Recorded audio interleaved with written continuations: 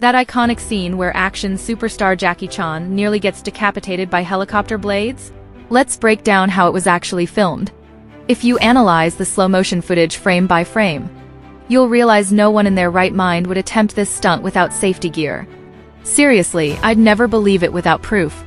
Let's dissect the details. The ski chase. When Jackie is first chased by armed villains, he's visibly underdressed, no gloves, thin clothing. But during the ski sequence, his close-up shots still show him in light clothing, but now with gloves.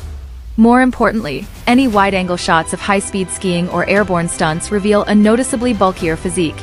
The face in these shots? Not Jackie's. Stunt double evidence. Close-ups of Jackie's face during low-speed skiing on flat ground likely used safety airbags hidden below the camera. High-speed downhill shots and aerial jumps? All performed by a stunt double with a thicker build.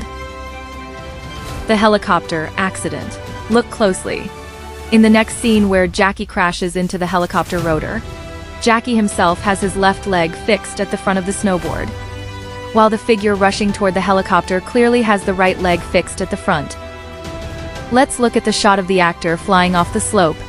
In Jackie's close-up shots, his left leg is still forward, but the stunt double who actually gets hit by the rotor has his right leg forward.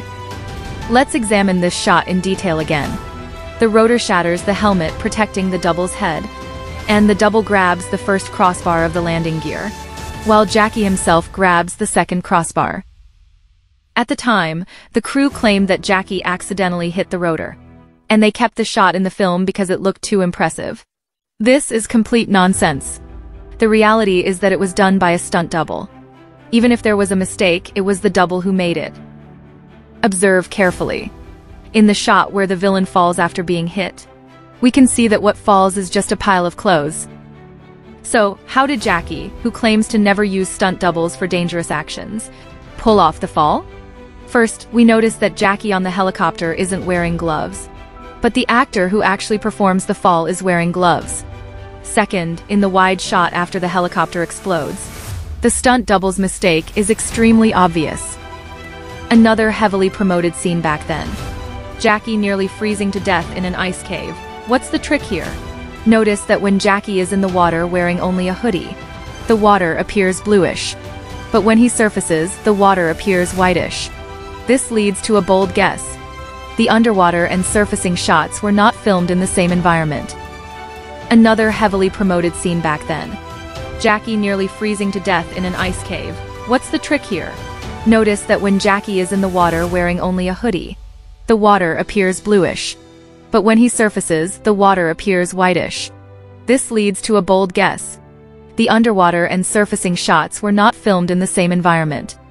Of course, it's still impressive that Jackie jumped into such cold water. Few people could do that.